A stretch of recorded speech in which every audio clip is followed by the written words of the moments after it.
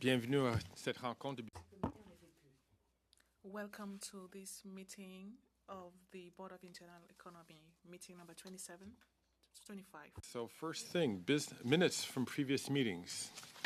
Les procès-verbaux. Avez-vous des... Do you have questions on the minutes? Yes, Madame de Bellefeuille. I carefully read the minutes. I am satisfied with the minutes. However, I don't know under what point will appear my comments, but following the decision regarding the function for the room dedicated for the public and for smoking. You remember that we had a last meeting concerning center block renovations, and we had to take 4 decisions.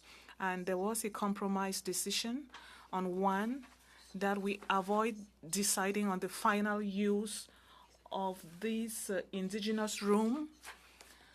So, Mr. Chair, I was very surprised when I received by email on the 26th of November, shortly after our meeting, a correspondence from the working group on the center block work, describing the work by the board on the space dedicated for ceremonial use, and nowhere in this document do we see the word indigenous. So I feel that this information that was sent to the entire administration does not reflect the decision taken by the board. I know I had informed the House administration, and Mr. Chair, I would like you to decide what we're doing with that. Do we need to make a correction following the decision we arrived at during the last meeting? I don't know if all board members received that correspondence. I received it on the 26th of November at 8:22. My chief of cabinet had the original date on the 23rd of November, 3:53. So I would like to know what you will do about this, because the minutes clearly, well, for the minutes I'm satisfied, but we need to follow up on this document. Thank you very much, Ms. de Bellefeuille, for raising that point. Mr. Obey, do you have a response? Mr. Chair, Madame de Bellefeuille, following today's meeting and after approving the minutes, we will update the document and make necessary corrections once a decision is made about that today. On another point, Mr. Chair, when we had to talk about the external auditors, the minutes do reflect the approval we provided for the recruitment of KPMG.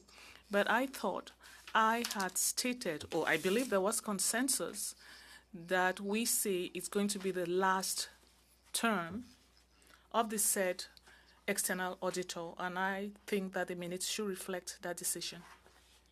You are right, Mr. McKinnon, and we will make sure that we make the necessary amendments. Any other questions? Let's move on to the second point.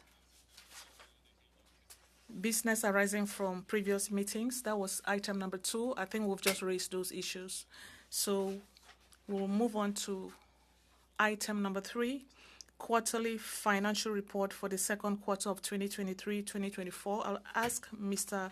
Paul Saint-Georges and José Fernandez to speak very briefly.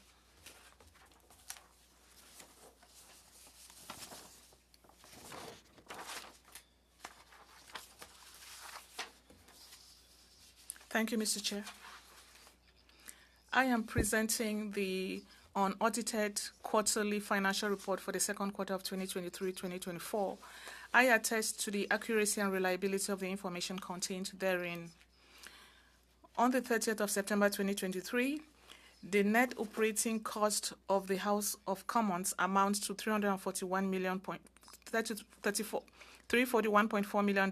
This accounts for an increase of $22 million over this when compared to the same period during the last quarter.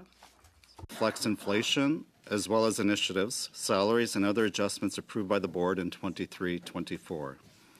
As at September 30th, the House was operating within its approved authorities, and I welcome any questions the Board may have. Y a-t-il des questions? Any questions or comments? Any questions or comments? Mr. Julien, is that your hand up? No? No. All right. Seeing none, then thank you, Mr. St. Georges. But you're on for the next matter, which is regarding the proposed 2024 main estimates.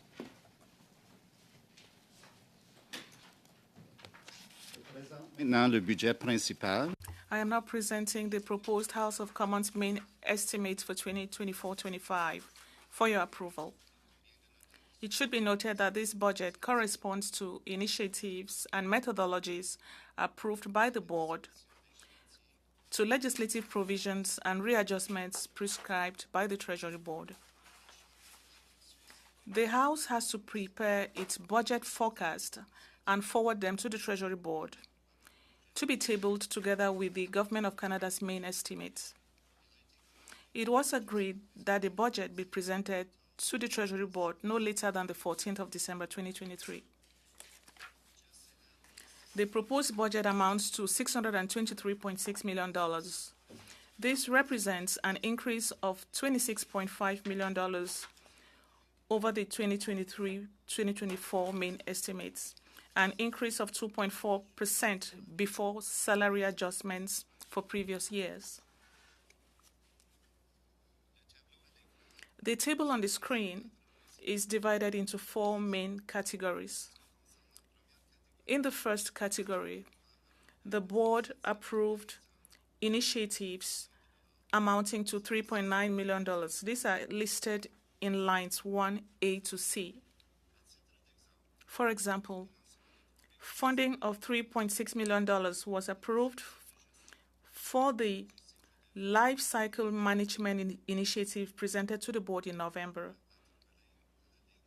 You will find it in line 1A. The second category, inflation, represents a global readjustment of $10.8 million.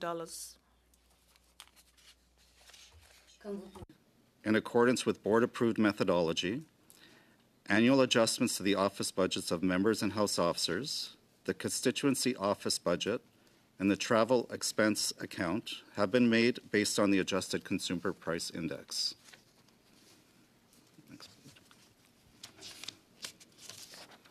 In terms of items 2B and C, they respectively pertain to the adjustments to the 2023 members' sessional allowance and the 2024-25 salary increases for certain House administration employees. The final category concerns retroactive salary increases for House administration employees in the amount of $11.7 million. As annually reported in the audited financial statements, services received without charge in the amount of $107 million are included for reporting purposes only, and this is to provide transparency on the cost of doing business.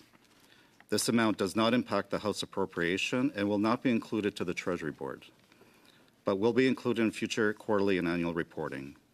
Services received without charge mainly include accommodation, expenses paid by Public Services and Procurement Canada. The administration recommends that the Board approve the 24-25 main estimates in the amount of $623.6 million to be submitted to Treasury Board, and that the Board take note of services received without charge in the amount of $107 million. This concludes my presentation, and I welcome again any questions you may have. Mr. Scheer? Thanks very much. I'm just wondering if you could help with the comparison between last year and this year. And unless I read this wrong, and please correct me if I did,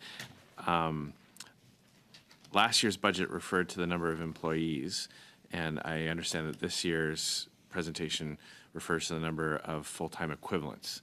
And I know that that's obviously not the same thing. I was just wondering if you could provide more of an apples to apples, number of employees versus number of employees, or number of FTEs versus number of FTEs.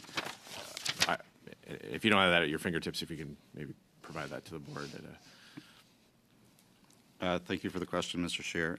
When we look back at 2023 to compare apples to apples, the FTs in last year were 1,838, and the FTs this year 1,860. It reflects an increase of 37. That increase is mainly attributable to the initiative or the submission that was included in the budget. So 35 of which are within DSRP, and the remaining 2, I believe, are adjustments that were made again because of other submissions. When was the last time that the board, the House administration has conducted like a program review or expenditure review? I know we're all entering into, well, we've been in the middle of a crisis for the last couple of years with inflation and more and more evidence being made that government spending and borrowing adds to that inflation or causes that inflation. So economy can begin at home, and just wondering when the last time the administration took out the calculators and pencils and did a in-depth review of where administration spends money. Thank you again for the question. It has been several years since we've performed a complete, I would say, operational review. We are in that process again. So finance with administration as well as service heads. We're currently looking at the cost structure of the organization, and in the next quarter of next year, we'll be identifying opportunities. And I ask that we take note also that we never include in our mains the inflation on non-salary goods. We absorb those through mitigation strategies and initiatives annually, either through our process improvement team or through those initiatives that we identify within the submission. Is what you're describing coming up, would you consider that a formal expenditure review process? Absolutely, okay. Yes. And sorry, and when do you expect that to begin? First quarter of 2024. Okay. Thank you. Thank you, Mr. Chair. Minister Gould. Thank you, Mr. Speaker. First of all, I just want to say how exceptional the services are that the Parliament of Canada provides to us as members of Parliament, and I think it's something that all Canadians can be really proud of. This place runs incredibly smoothly, operates at an extremely high level, and I think it serves Canadians and our democracy extremely well. I do not have any questions with regards to the main estimates because having been here for 8 years, I really appreciate how much support you provide to members of Parliament who are here on behalf of Canadians to serve them every day, and fully support the proposal. Thank you. D'autres questions et commentaires? Any other questions or comments? Seeing none. Thank you very much, Mr. St. Georges. And I'm assuming that through nodding of heads around the table that there are no objections to adopting this? Great, thank you. Number 5, the interim budget for the Special Joint Committee on Medical Assistance in Dying. I'm going to ask Mr. MacDonald to, Mr. Lemoyne to lead us here today. Thank you, Mr. Speaker. The submission to the board is for the approval of an interim budget for the Special Joint Committee on Medical Assistance in Dying. The House and the Senate both adopted orders in October of this year to reappoint the Special Joint Committee in accordance with Recommendation 13 that appeared in the second report of the Special Joint Committee that was in existence earlier this year. Special joint committees do not automatically receive funding. They are funded by the Board of Internal Economy, not through the global envelope for standing committees. And this request would grant funding in the standard amount of $50,000, an interim budget, to the Special Joint Committee on Medical Assistance in Dying, following the usual formula, splitting the costs between the Senate and the House, 70% to the House, 30% to the Senate. And the funding would be taken from the 2023-2024 global budget envelopes for standing committees. Thank you, Mr. Lemoyne. Any questions? Seeing none, all approve? Adopted. Thank you. Monsieur Laperrière. Mr. Laperrière, We are talking about number 6, the 2023 progress report on the House of Commons Accessibility Plan. You have the floor, sir. Thank you. Thank you, Chair.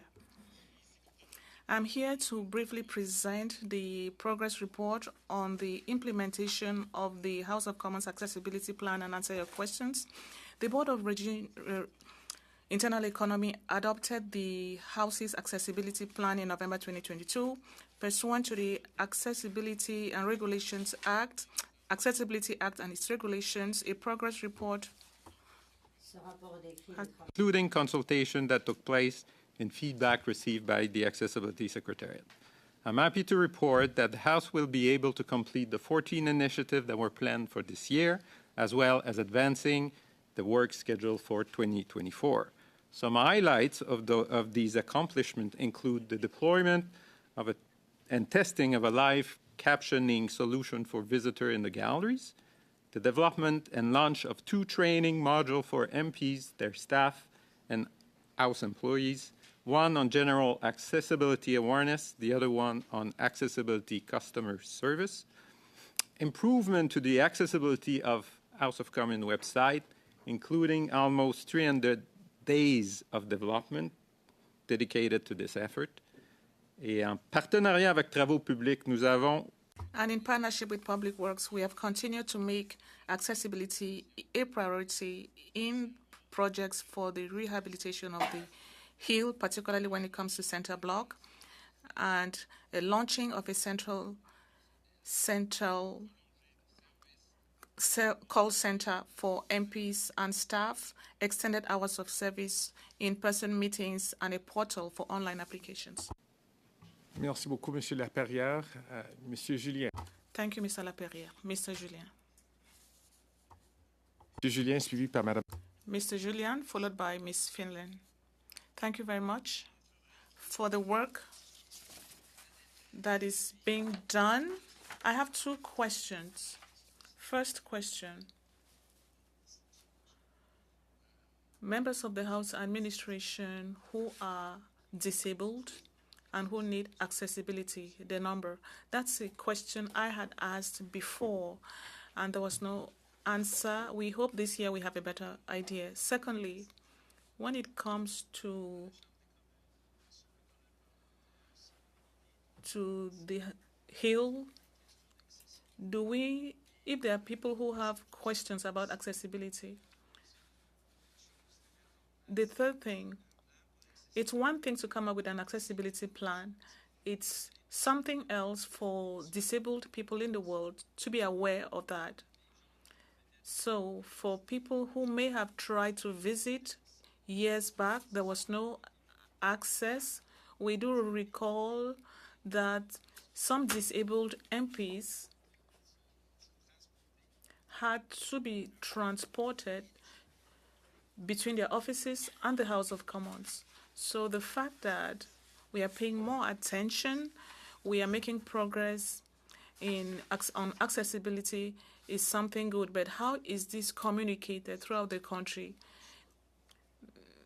Through various associations dealing with people with disabilities, the deaf community, paraplegics. It's important for these people to know the work we are doing, particularly since that when they have to come here, they know we are improving accessibility. So how is this information being communicated throughout the country? Thank you. Merci, Monsieur. Thank you, Mr. Julian, for your question. First of all, concerning associations that represent people with disabilities and communication regarding what we're doing, we are working in partnership as we prepare the plans. We are working with those associations. For example, this year, we met the group Disability Without Poverty Inclusion Canada, Spinal Cord Injury Canada as well. So we discuss progress with them and the challenges they have had. Disability Without Poverty came to the Hill on several occasions. That was an opportunity to discuss with them the challenges they have encountered and indicate those obstacles identified as a priority. As for visitors coming to the Hill, we don't have any data. We could check with the Library of Parliament that controls visitors. But as you can see in the plan, we are working hard for our building to be accessible. In terms of percentage of staff members who identify as disabled, we have launched a new self-identification questionnaire to have a better picture of our workforce. For example, this year, within the plan, we recruited people with lived experiences, people with disabilities who are helping us with the technology. Now, with the figures we have now, I don't know if those figures have been shared with you at some point. It's about 3% or less than 3%, but I will need to check and be able to give you more specific answers. Thank you. And thank you for your answers. It's important to have a center for visitors, particularly since we talk about 15 to 20% of Canadians who are living with a disability.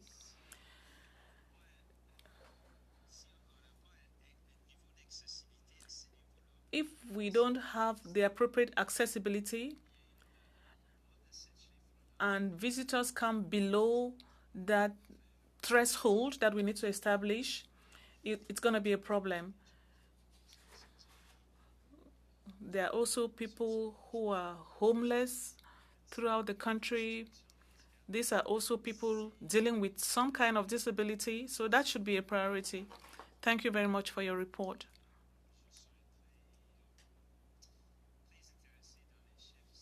I'm very interested in knowing the figures of the number of visitors that have come over the past year, focusing on accessibility on Parliament Hill. Thank you. Thank you, Mr. Julian. Ms. Finlay. Thank you, Mr. Chair. Merci pour votre présentation. Thank you for your presentation.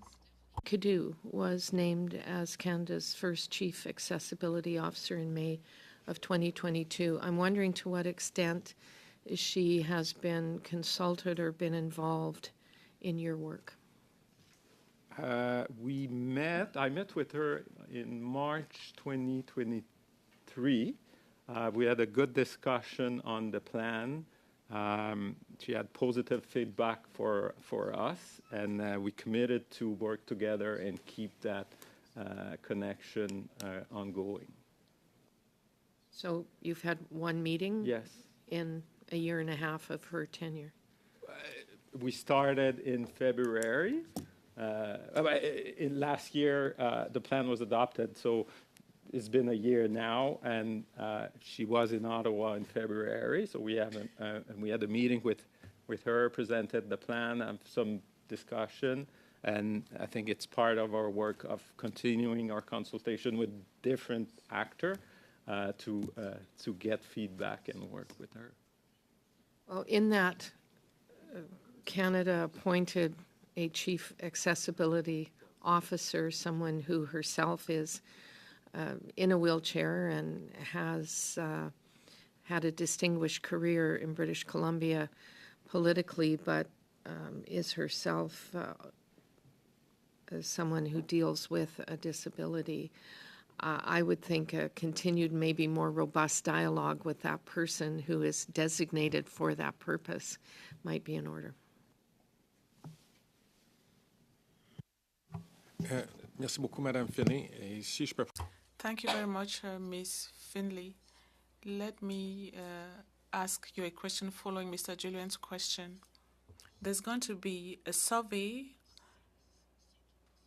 with employees for them to self-identify as people living with disabilities. I would like to know,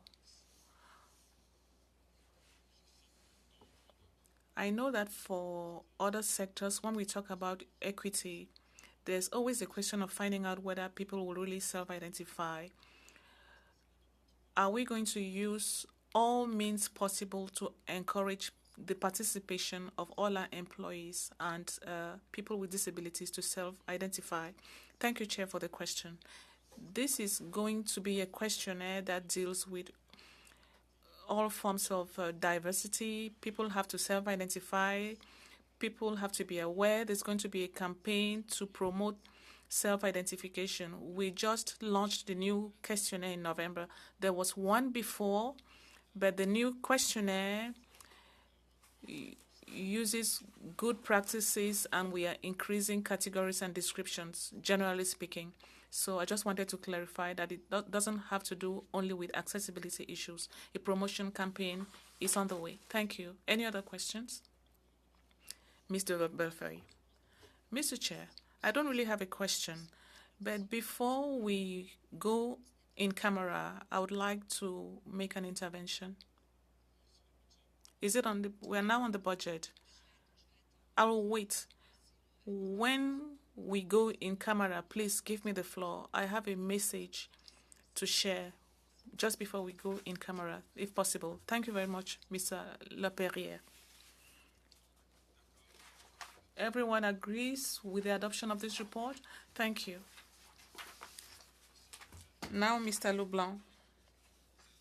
He will be presenting the OSCE conference budget. Thank you very much, Chair. Hosted the 30th annual session of the OSCE Parliamentary Assembly in Vancouver.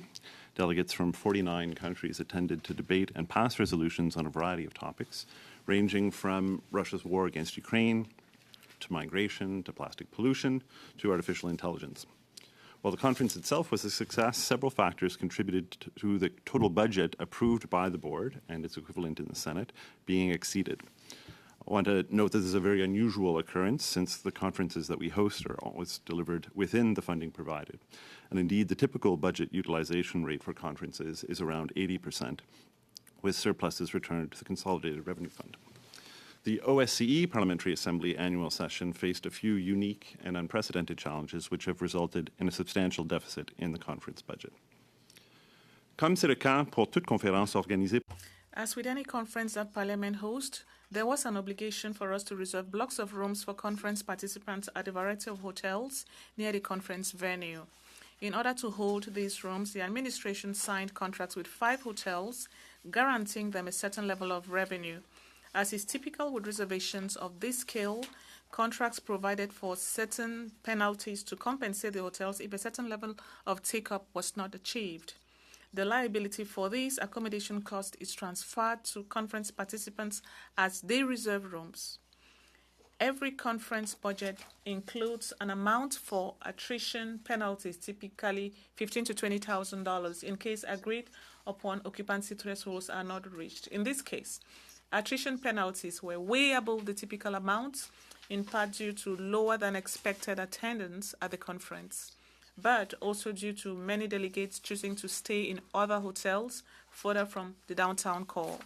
On past sessions, the agreement that we signed with the OSCE Parliamentary Assembly Secretariat required us to make arrangements for 700 participants, but only 365 delegates attended alongside 163 others for a total of 528.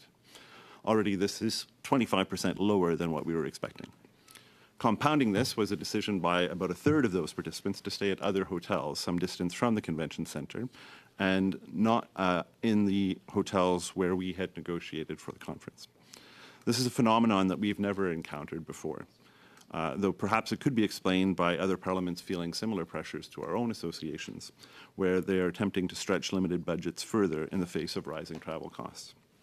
This may be especially true in the case of delegations to the OSCE PA, who are traveling to Vancouver, significantly further than would be typical for this conference, which is usually held in Europe. Notre expérience de l'accueil de la conférence parlementaire. Our experience in hosting the Commonwealth Parliamentary Conference in Halifax in August 2022, where participation was higher than expected and where the blocks of hotel rooms were completely sold out, had led us to believe that conference attendance had returned to pre-pandemic levels. That did not prove to be the case for the OSCE Parliamentary Association annual session, and as a result, Parliament was not able to meet the contracted threshold for hotel occupancy in 4 out of 5 hotels.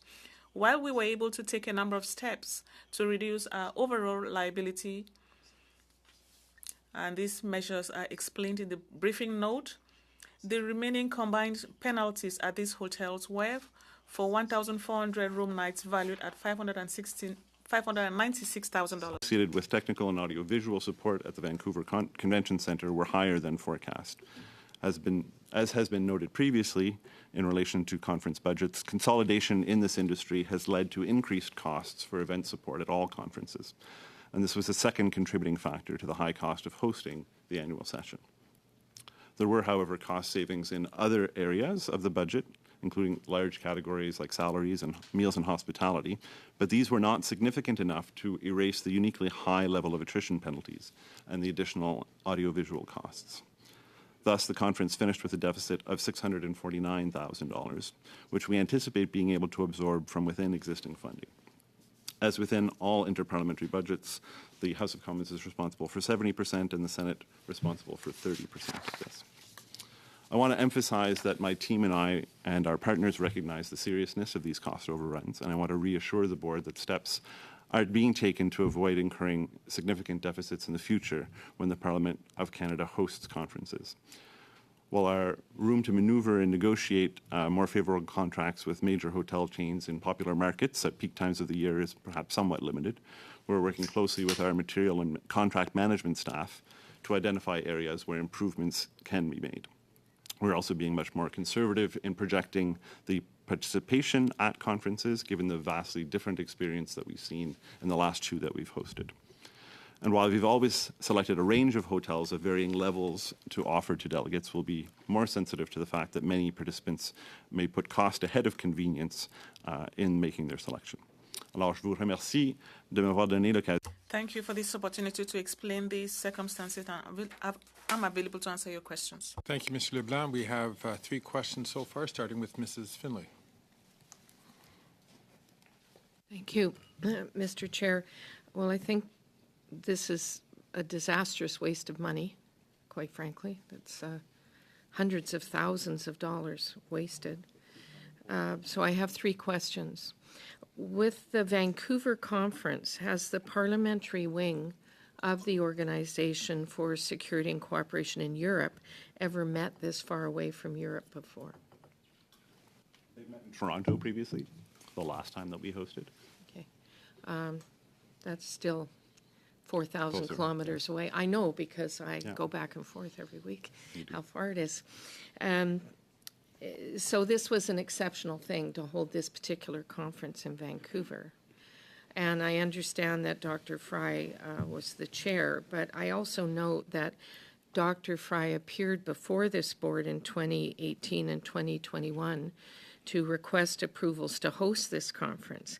So I'm wondering, was she not available today to appear here to answer to the outcomes, because she was able to come here to ask to host it in the first place?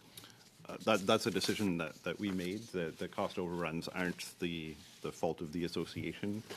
They're due to the contracts that the administration negotiated. And so for the administration, I'm here to respond to those questions. I didn't ask Dr. Fry, but certainly if you would like to follow up with Dr. Fry, we can arrange to have her up here. My last question is, you obviously are talking about lessons learned for the future, but I'm not clear exactly what lessons you have learned from your presentation, other than you said you'd be more conservative in your estimates and understand that some delegates would put cost ahead of convenience. I mean, I would have thought that's something that could have been determined before this conference, particularly as you relate it to the last 2 conferences. So is there some mechanism, some survey of delegates, or some way you intend to determine further ahead the participation levels, the location that would be most attractive for these purposes, and also what their preferences would be? Yes, so we haven't undertaken a survey of the delegates who attended this conference, but in the planning of future conferences, that's something that we're more conscious of. Vancouver is a particular market. You understand how expensive real estate and hotels in downtown Vancouver are, so there weren't there weren't a large number of other options very close to the venue that would have been more cost efficient for delegates, which is why we were surprised that delegates chose to stay some distance from the convention center.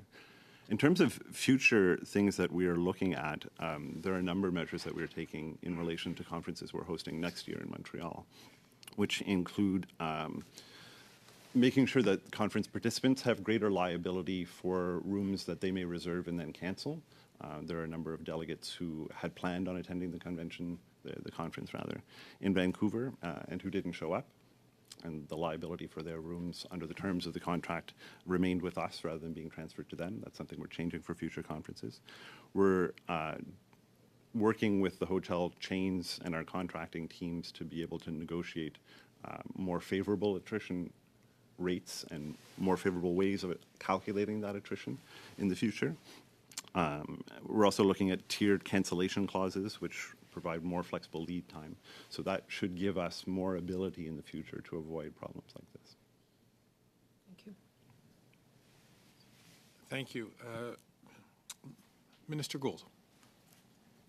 Thank you. I don't have any questions. I appreciate your explanation, and I read through the document and note there are a number of lessons learned. I think I only have disappointment to express in this regard, because I think this is a large sum that was not well spent, and I would really just like for the record to show that, quite frankly, we expect better of the management of House resources, and I think when we have previous presentations that come forward asking for additional resources to go towards parliamentary delegations and parliamentary associations.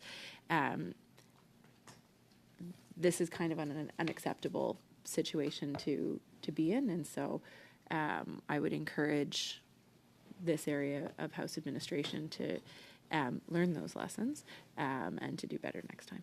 Thank you. Thank you, Minister. Well noted. Mr. Scheer. On page 2 of the briefing note, in the middle paragraph, it says, meanwhile, a large delegation selected one of the recommended hotels while negotiating their own contract to include meeting rooms in addition to their rooms. Just wanted a little bit of clarification. Were we on the hook for those extra meeting rooms, or are you telling us that they basically took their whole delegation on a separate track, they covered all their costs, and therefore those nights just didn't count against what you had negotiated? Or did they bind us to something that we ended up having to cover extra costs for meeting rooms that weren't originally part of what was planned? It's the first explanation. So they signed their own contract, and so the room nights that they used were not counted against our contract.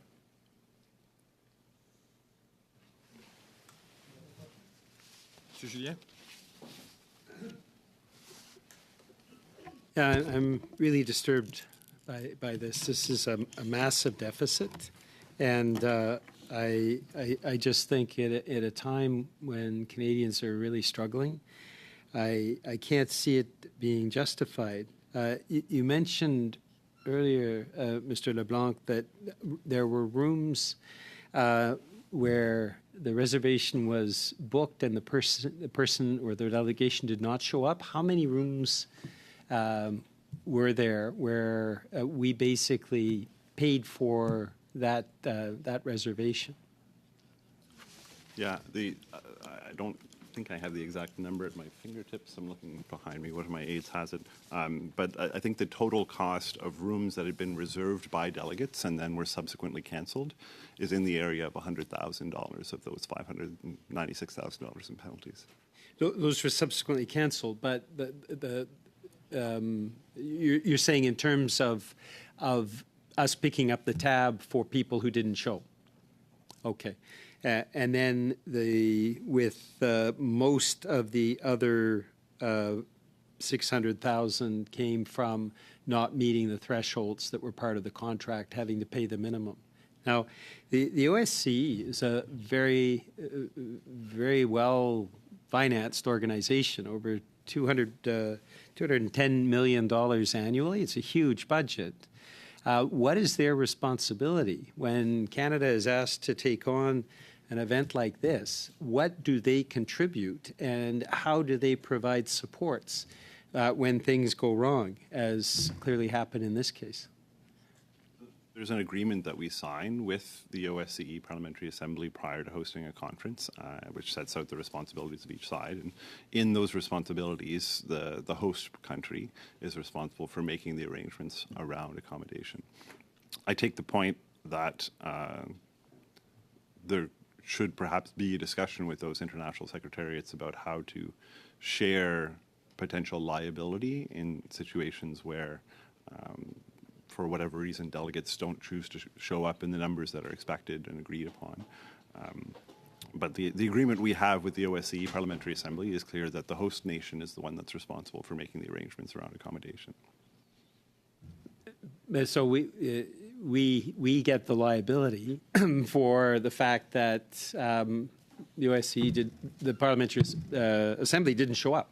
Half of them who were supposed to come, the sort of projected numbers didn't come up. I don't find that acceptable in us contributing to an international organization in such a significant way, and they simply have no liability for what was clearly, I think it's fair to say, a request made of us that we accept and they didn't follow through on when half of the delegates did not come. There is a major problem. And I would stress, I think in any future international conference, particularly with a well-endowed international organization like the OSCE, the liability should not go to Canadians. They need to make sure that they are meeting their obligations. And their obligations, I believe, were to send the 700 delegates to make sure that the delegate contingent that came was on the order of what it should be. I do think on our side, we should never be taking on canceled hotel rooms. If somebody doesn't follow through, it should be on their dime. They make the reservation with their credit card, and if they decide not to show up, it's on them. My final question is around this the Senate division, and this has come up before with the JIC. Senators participate far beyond that 30% number that is the common division between the House of Commons resources and the Senate resources. I believe strongly that given that senators participate in these international events far more than their contribution warrants, that either should be a cap on Senate participation, or they should start carrying their full weight and paying a much greater percentage. Is that something that the House administration is exploring now with the Senate? Thank you, Mr. Julian. In response to your comment about the liability of the International Secretariat, one point I would make is ultimately it's each member delegation, each country that makes its own decisions about participation rather than the International Secretariat. So in the same way that Canada isn't forced to attend the conference that just occurred in Armenia a while ago, the Armenians weren't forced to attend, and Armenia and Greece and Spain and Portugal and all of those countries make their own decisions rather than the International Secretariat making the decision for them. In terms of the cost sharing between the House of Commons and the Senate, part of the reason why the percentage of participation of senators is higher, quite honestly, is because a number of members are not participating. So in all of the delegations that we organize, we respect that same formula of 70% from the House of Commons and 30% from the Senate when organizing the delegation. There are, I think, for reasons related to a minority parliament and obligations of pairing and other reasons like that, situations where members aren't able to participate as fully or their participation is planned and then cancelled at the last minute because of parliamentary obligations. However, if there was a desire to renegotiate the terms of the funding around international affairs, I think that's a discussion that would first most appropriately occur at the Joint Interparliamentary Council, which makes the decisions for parliamentary associations and financial policy decisions around the management of their budgets and the activities of associations. And ultimately, the Internal Economy committee in the Senate and this board would make the decisions about how the funding is shared. Thank you for that comment. I'll come back to your previous comment about the International Secretariat's responsibility.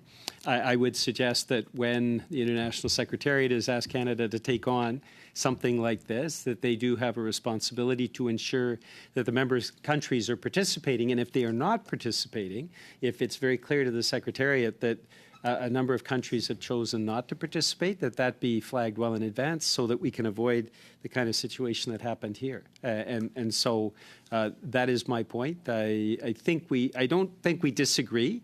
I think the question of responsibility is still something that the Secretariat needs to consider. And in this case, given how well financed the OSCE is, I would suggest that in a normal situation, they should be willing to look at this situation and provide some support as well.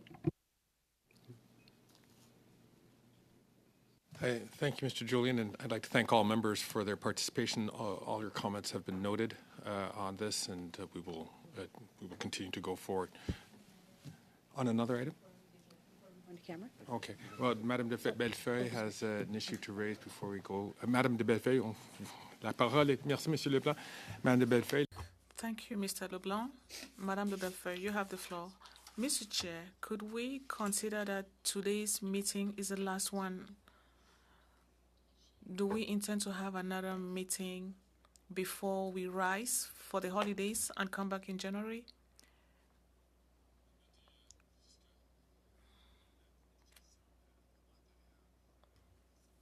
Unless otherwise stated, it's going to be the last meeting.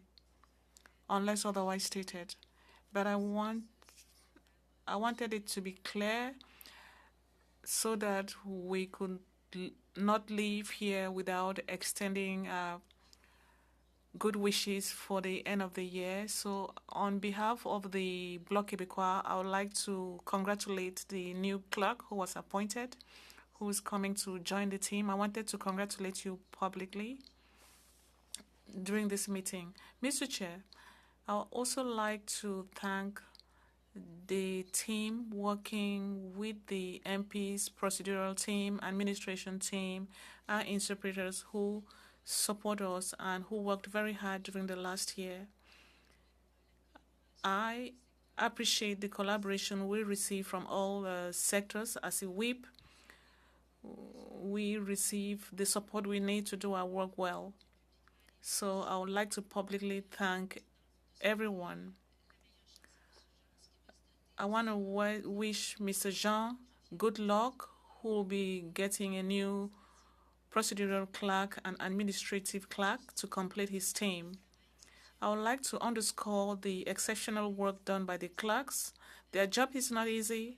Yesterday evening, I admired the clerks who did great work. Mr. McDonald's team is very agile and have provided the board with senior clerks who have been able to support the chair. So I would like to wish everyone a happy holiday, rest well, and let's come back in better health in 2024. So accept the best wishes of the Bloc Québécois. Thank you very much, Madame de Bellefeuille, for your much appreciated and kind words. For my part, as Chair of the House, as Speaker of the House, I would also like to thank all members of the Board of Internal Economy, and I also wish you a happy Hanukkah, happy Christmas, Merry Christmas, happy holidays, and I look forward to seeing you again in better health in 2024. Inaudible for the interpreter. You are always forward-looking. Minister Gold. Thank you very much, Chair. The first one is Mr. Gerritsen asked me to raise for a future BOIE meeting the potential discussion item of how to differentiate the mileage for EV and combustion vehicles for members in their travel to and from Ottawa, and so I just wanted to formally ask that we put that on the record. As this will then, I guess, be my last BOIE meeting before I go on maternity leave, I would also like to echo Madame de Bellefeuille's comments and really express on behalf of the Liberal Party of Canada and Liberal members of Parliament our appreciation for House administration and the incredible work that all of the employees of the House of Commons and Parliament do, supporting us day in and day out. And would like to also wish everybody happy holidays, some good rest, and I would like to say that I'll see you in the new year, and I will, but not in January, because I will probably have a days old baby with me, but wishing everybody very good holidays and a restful season, and it's been a short tenure so far on BOIE, but I look forward to returning later on in the year. Thank you very much. Thank you, Minister Gould, and all the best for delivery of your young child, and hope that everyone will be healthy and happy, and blessings for you for 2024. And that being it, we will move now to in camera.